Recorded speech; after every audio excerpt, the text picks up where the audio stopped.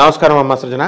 గురువు గారు 2024 సంవత్సరం జనవరి నెలలో, అలాగే ఈ జనవరి నెలలో వచ్చేసి సంక్రాంతి కూడా వస్తుంది. మరి ఈ మాసంలో కర్కాటక రాశి వారికి ఎలా ఉండబోతుందో తెలియజేస్తారా? కర్కాటక రాశి వారికి ఇప్పుడిప్పుడే డెవలప్ అవుతుంది. మకర సంక్రమణం కూడా వస్తుంది కాబట్టి, మకర సంక్రమణం అంటే రవి మకర రాశిలోకి వస్తాడనమాట. కాబట్టి మనకి తండ్రి చెప్పేటటువంటి మాటలు వీళ్ళు వినాల. మీ మకర రాశి వాళ్ళు మంచి లాభం జరుగుతుంది దానివల్ల. అదేవిధంగా విద్యార్థులు ఎవరైతే ఉన్నారో ఈ విద్యార్థులు చదువు బాగా చదువుతారు వీళ్ళు. అలాగే ప్రమోషన్స్, వృత్తి వ్యాపార ఉద్యోగ విషయాల్లో రాజ్యస్థితిగతుడైనటువంటి గురుడు మీకు ప్రమోషన్స్ అనేటటువంటివి ఇస్తాడు. అదేవిధంగా ట్రాన్స్ఫర్స్ అనేవి ఇస్తాడు. భాగ్యంలో ఉన్నటువంటి రాహు కూడా మీకు అత్యద్భుతమైనటువంటి అవకాశాలను ఇస్తాడు. ఎక్కువగా మీ అమ్మమ్మగారి తరపు ఆస్తి మీకు కలిసి వస్తుంది. మీ అమ్మమ్మగారు మీ మేనమామల దగ్గర నుంచి వాళ్ళకు అనుకోకుండా చేసేది రాహు చేస్తాడనమాట.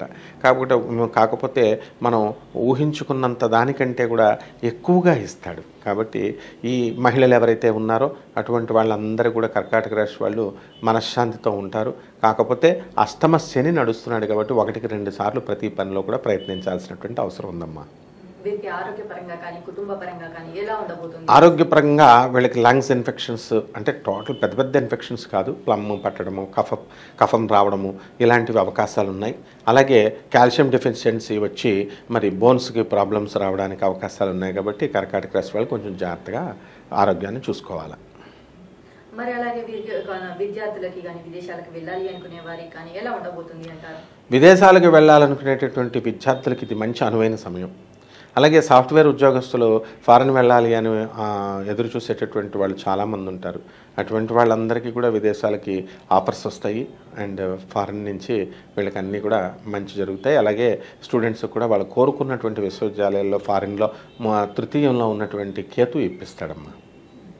మరి మీరు కోర్టు సమస్యలతో బాధపడుతున్న వారు కానీ, ఇటు సంతానం కోసం, వివాహం కోసం ప్రయత్నిస్తున్న వారికి కానీ ఎలా ఉండబోతుంది అనేసి అంటారు? కోర్టు సమస్యల్లో కర్కాటక రాశి వాళ్ళు ఉన్నటువంటి వాళ్ళు ఇంకా అలా కేసులు పెండింగ్లో నడుస్తూ ఉంటాయన్నమాట.